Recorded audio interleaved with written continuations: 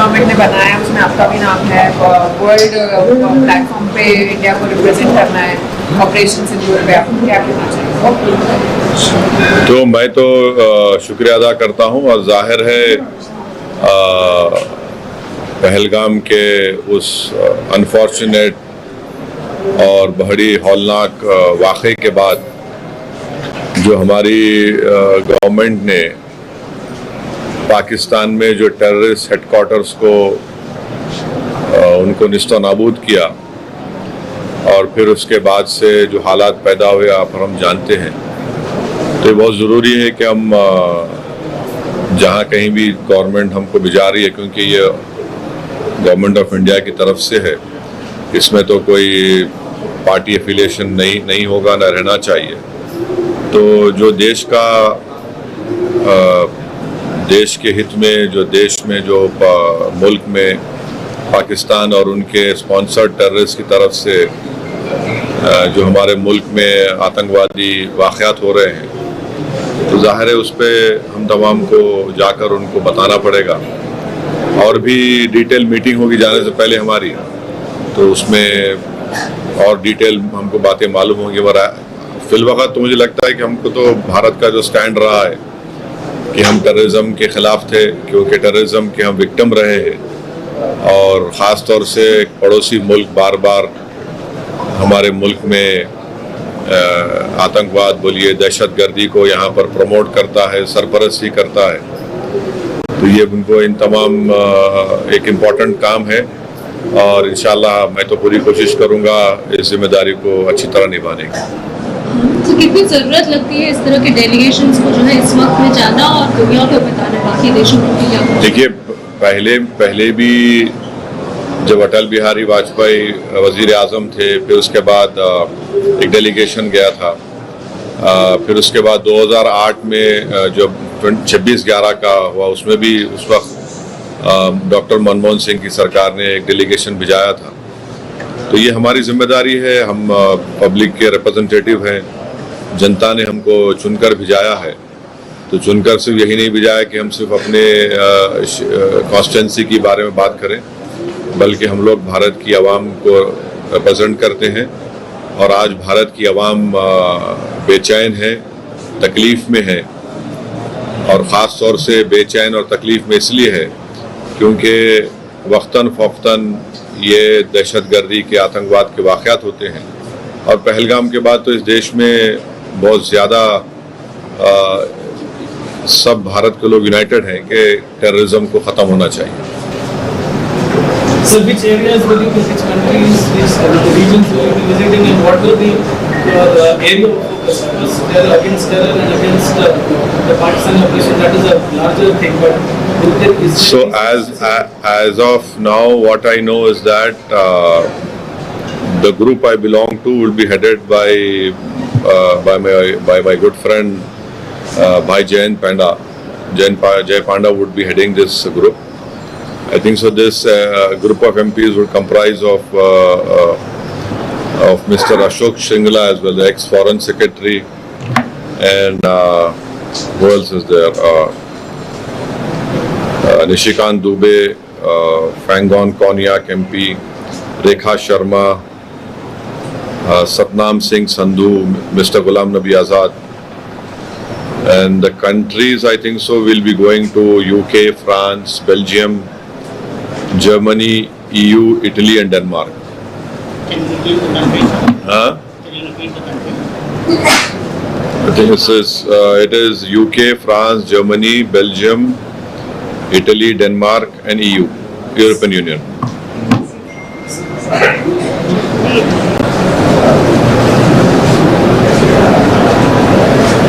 So इसके बाद फिर से कोई सरकार के साथ मीटिंग होगी सर आपकी? नहीं मालूम, अब जाने से पहले तो मीटिंग होनी चाहिए।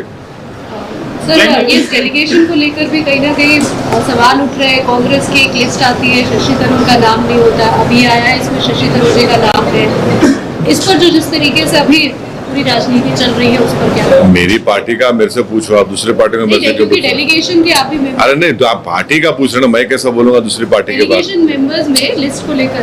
में? पार्टी से पूछ लो, जो पार्टी के है मैं कैसे बोलूंगा दूसरी पार्टी के बारे में? मैं तो When the delegation will leave, sir? कोई बताएंगे, वो आजकल बताएंगे, आजकल बताएंगे। तो पाकिस्तान जिस तरीके से खासकर वहाँ पे जो नेता है जिस तरीके से बयान दे रहे हैं और कई बातें जो है झूठ भी बता रहे हैं, उसको लेकर कैसे देख रहे हैं आप? अरे झूठे हैं वो, कब सच बोले?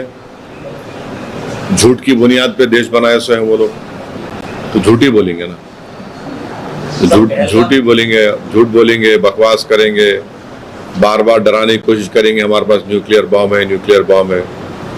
ईरान के पास भी न्यूक्लियर बॉम्ब है, इजराइल के पास भी है, क्या दोनों रुक रहे क्या? एक दूसरे को मार रहे बराबर। न्यूक्लियर बॉम्ब है तो हम क्या करेंगे? आप क्या वो करेंगे क्या? How you see the role of Turkey in this whole conflict? There are reports that at least 2 of their men also either injured or killed in action in Pakistan. I don't know. I cannot comment on it unless and until the government of India or our army comments on it. But I can only say that the Turkey must reconsider their stand of supporting Pakistan, and Turkey we must remind Turkey also that there is a bank called Ish Bank, and in that bank the earlier depositors were from people of India, from Hyderabad state, Rampur state. There are many historical connections with India, and you must know that till 1990 Turkish language was taught in Ladakh area. You know, we must also tell them that till 1923, if I am not wrong, or till 1920s, northern Turkey people used to come to Ladakh, and then from there they used to go to Mumbai to perform their Hajj. And also lastly, we must constantly remind Turkey that there are 220 million Muslims, honorable Muslims living in India.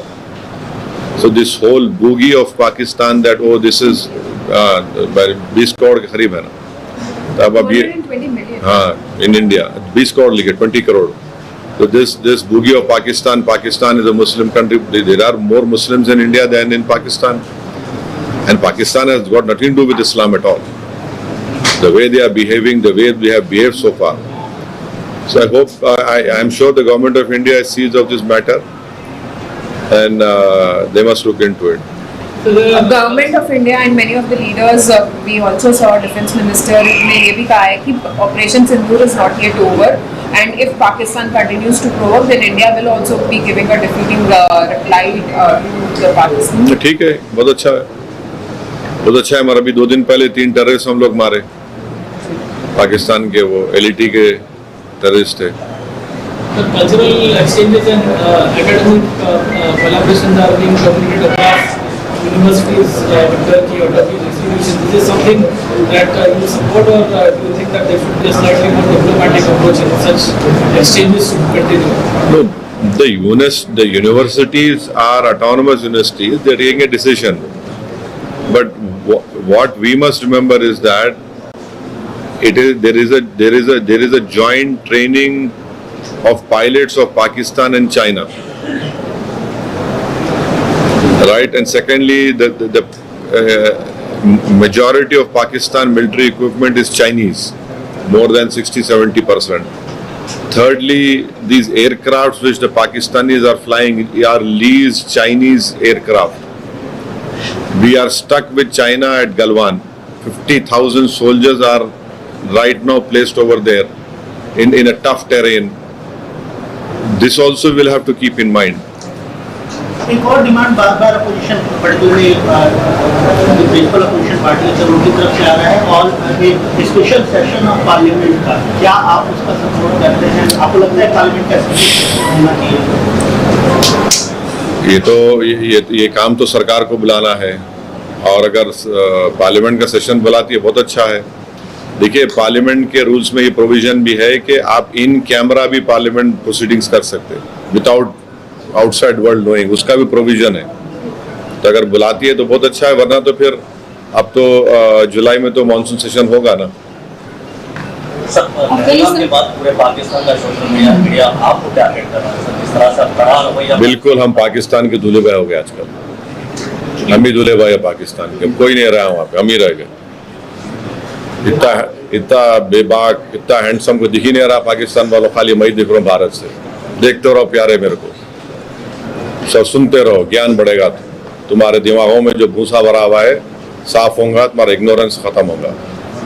दूसरे leaders जिनको ये delegation में शामिल किया गया है, जैसे शशि थरूर है, एकनाथ शिंदे है, सुप्रिया सुले, आप उसको किस तरह से देखते हैं? ये देखिए, हम लोग गवर्नमेंट ऑफ इंडिया, हमारी देश को रिप्रेजेंट कर रहे हैं।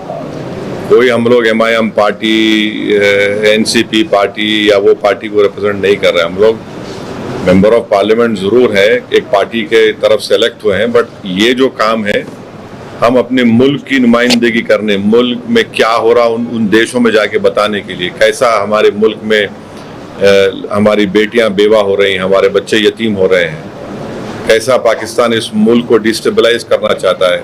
और पूरी दुनिया को ये देखना है कि हमारी फिफ्थ और 4th लार्जेस्ट इकोनॉमी हमारी है। अगर यहाँ पर कोई एक नेबरिंग कंट्री जो खुद इंस्टेबल है, अगर यहाँ पर डिस्टेबलाइज होगा तो पूरे इंटरनेशनल लेवल पे इसका असर क्या पड़ने वाला है, ये समझना है ना, पूरे विश्व को समझना है। इंडिया कोई मामूली कंट्री तो नहीं है ना। तो अगर यहाँ पर कोई इस इंटेंशन से आ रहा है कि यहाँ पर कम्युनल राइट्स होंगे, यहाँ पर डिस्टेबलाइज करेंगे, यहाँ पर हम ये इंस्टॉलेशंस को करेंगे, कश्मीर में हमेशा हम लोगों को मारते रहेंगे, और हम ये हरगिज नहीं भूलना है कि 21 सिविलियन की मौत भी हुई है। पूंछ में छोटे 4 मासूम बच्चे मर गए, जिसमें ट्विंस बच्चे थे, भाई बहन, दोनों भाई बहन थे। उनके वालिद अभी भी जिंदगी की जंग लड़ रहे हैं। हमारे 5 आर्मी के लोग भी इसमें मारे गए, 21 सिविलियन मारे गए, कई घरों को नुकसान हुआ। तो ये सब बातें रखना है ना, दुनिया के सामने हम जाके रखेंगे, और इन कंट्रीज के सामने जाके रखेंगे। हम उनको बोलेंगे कि ये देखिए आप, ये ठीक है क्या? ये तो ऐसा हो नहीं सकता ना। और हमारे जितने भी हमारे कंट्रीज, हमारे तो अच्छे ताल्लुकात हैं उनसे, ट्रेड के ताल्लुकात अच्छे हैं। हम UK से अभी ट्रेड एग्रीमेंट करें, तो तमाम जाए, हम जितने MP जाएंगे, और जो भी भारत सरकार का पोजीशन और व्यू है उसको हम लोग बेहतर से बेहतर तरीके से रखने की कोशिश करेंगे। अफगान के साथ जो भी जिस तरीके, अफगानिस्तान के साथ जिस तरीके बहुत अच्छा है। मैं तो शुरू से बोल रहा था आप लोग तनकीद करें मेरे पे। आप याद होगा तालिबान से बात करो, मैं बोला था आप लोगों को, पार्लियामेंट में बोला था मैं तो। आप लोग पूरा टीवी 6 बजे 9 बजे बैठ के खूब मेरे को दूल्हा बनाए आप लोग। आप समझ में आप लोगों को सर एक और चीज अब ने जरूरी है, तालिबान हमारे से दोस्त है। आज वहाँ जो ईरान में पोर्ट बना रहे, वो पोर्ट से सबसे बड़ा फायदा हम पाकिस्तान को बाईपास करके अफगानिस्तान में जाएंगे। वो पोर्ट बनना जरूरी है। अब बहुत जरूरी हमारे लिए कि हम वहां पर पोर्ट बनाएं। और तालिबान तंग है वो लोगों से, तंग है वो पड़ोसियों से। और उन्होंने कितना अच्छा स्टेटमेंट दिया, उन्होंने कंडेम करे पहलगाम को, आउटराइट कंडेम करे वो लोग। सर, मीडिया रिपोर्ट्स के मुताबिक रेशियली कम्युनली मोटिवेटेड 150 से ज्यादा attacks on the Muslim community allegedly. Is there anything, any dialogue you are having with the government in connection with this? Dialogue with the government or agencies in connection with this? नहीं, ये this is the report जो मेरे को आज मिली। ये जो report बनाई गई है, जिसमें ये बताया गया है कि 184 hate crimes reported across India between 22 April to 8 May. और उसमें क्या है, वेरियस स्टेट्स में है, हिमाचल है, पंजाब है, हरियाणा है, दिल्ली, राजस्थान, मध्य प्रदेश, महाराष्ट्र, कर्नाटका, केरला, आंध्र प्रदेश, तेलंगाना, उड़ीसा, वेस्ट बंगाल, असम, बिहार, उत्तर प्रदेश में 43 हुए, उत्तराखंड, चंडीगढ़, तो ज़्यादातर यहाँ पर बीजेपी पावर में है और यूनियन चंडीगढ़ तो और दिल्ली तो मिनिस्टर ऑफ होम अफेयर्स को आता, तो बराबर यहाँ पे स्ट्रॉन्ग एक्शन लेना पड़ेगा। और इसमें 84 हेट स्पीचेस हुए, 39 असॉल्ट्स हुए, 19 वैंडलिज्म हुए और 3 मर्डर्स हुए बोल रहे। तो ये सब डिटेल लोग पढ़ा नहीं पूरा, खाली देखा मैं। यकीनन अगर इसमें state government should immediately take action. BNSS के तहत जो भी रेलिवेंट सेक्शन है इम्पोज करना चाहिए। और मध्य प्रदेश के जो मिनिस्टर है तो बकवास बात करें ना, क्या गंदगी की बात करें, कैसा बात करते ऐसा वो, ये कोई बात करने का तरीका है क्या वो आदमी का? वो मंत्री रह के उनको मिनिमम आप उनको एक्शन लीजिए उनके ऊपर आप। जब हम इतना फख्र के साथ अपने स्पोक्स पर्सन को पूरी दुनिया के सामने बिठाते, इन उठा के उसको एक रिलीजन से जोड़ के और फिर उनके रिलीजन को मिला दिया टेररिस्ट के बोल के, ऐसा ये कोई बात है? ये तो हाईली कंडेमनेबल चीज है ये तो। और ऐसे वक्त पे, और मैं तो सुना कि इससे पहले तो एक्स चीफ मिनिस्टर की वाइफ को भी कुछ बोले सो है। अरे बकवास करेगा क्या ये शख्स, बैठ के बोलो आप। अभी भी ये कोई ये इस तरह की बात करते हैं कोई महिला के बारे में आप, इससे मालूम होता है कि उनका माइंडसेट कितना गंदा है। टर्की से जो अभी ट्रेड के जो रिश्ते हैं उसको आपको लगता है कि? देखिए अभी जो टर्की का जो है ना, हम लोग ज्यादा एक्सपोर्ट कर रहे हैं वहां पे, इंपोर्ट कम हो रहा, तो वो भी देख लो आप। और टर्की में कितने इंडियन बिजनेस के ऑफिस है वो भी देख लो आप, क्योंकि टर्की जो है यूरोपियन कस्टम का मेंबर है। तो अगर आप कोई ऑफिस टर्की में खोले तो जितने, अब जैसा पुंजन लॉयड एक कंपनी है, उन्होंने टर्की में उनका ऑफिस है, तो उन्होंने क्या करते, कोयला खरीद के लाके टर्की में डंप करते। जर्मनी में गए तो उनको 100% टैक्स देना पड़ता। वो भी गवर्नमेंट को देखना चाहिए। गवर्नमेंट को डिसीजन लेने का है, वो गवर्नमेंट बराबर ले सकती है, मगर टर्की को समझना है कि जब आप KPP और सीरिया में YPG बोलते, उनके खिलाफ आप बॉम्बिंग करें, अपने कंट्री में भी करे, इराक में करे, फिर इराक में जब मसूद बरजानी से उनका एग्रीमेंट हो गया वहां पे, तो आप रुक गए। फिर आप सीरिया में भी करते थे। अब सीरिया में आप जुलानी आपका आदमी है, जो जुलानी को आप सपोर्ट कर रहे, वहां पर भी आप उनसे एग्रीमेंट करें। अब KPP के आप जो अब्दुल्ला ओकलान उनका बहुत बड़ा लीडर है, उसको आप बातचीत कर रहे, उसमें 40,000 लोग उनके मारे गए। तो टर्की को समझना चाहिए, जब आप विक्टिम है तो हम भी तो विक्टिम है। सवाल यहाँ पे पाकिस्तान में मुसलमान है, यहाँ मुसलमान कम है, तो टर्की से मैं समझता हूँ कि हमको ये इम्प्रेस करना है उनको, कि बताना है ये सब चीजें उनको। 3 ऐसी एडवाइस गवर्नमेंट ऑफ इंडिया को आप देना चाहेंगे जो आपको लगता है कि नहीं सब नहीं। अब आशीष देखिए, ये सब आप प्लीज डिप्लोमेटिकली कैसे हैंडल किया जा सकता है और ज्यादा इस सिचुएशन? नहीं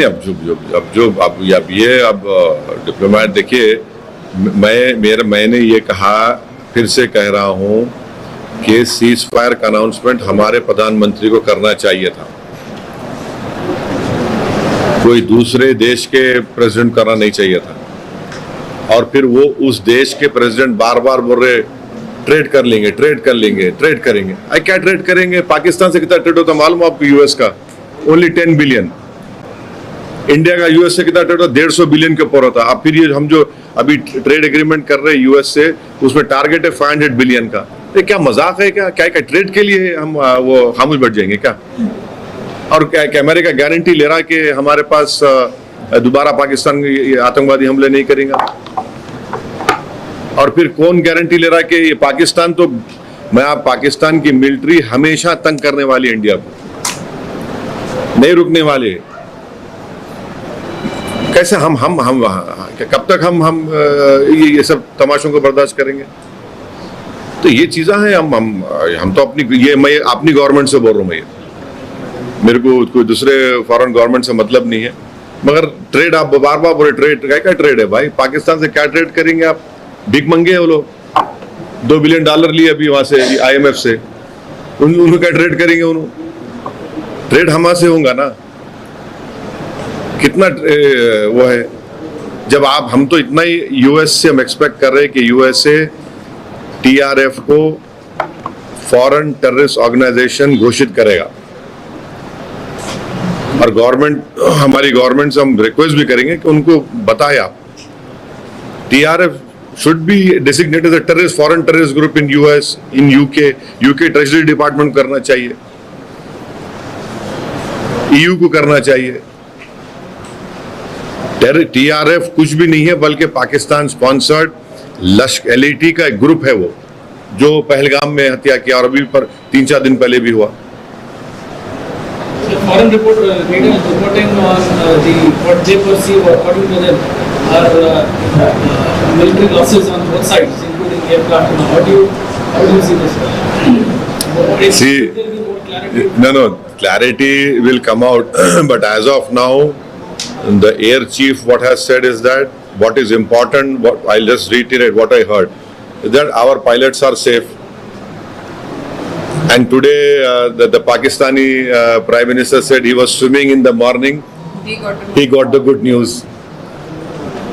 तो पूरी हवा उनको पूरा पानी उतर गया उनका पानी में तीर रहे थे, गुड न्यूज मिला, पानी उतर गया पूरा उनके घर के करीब था वो।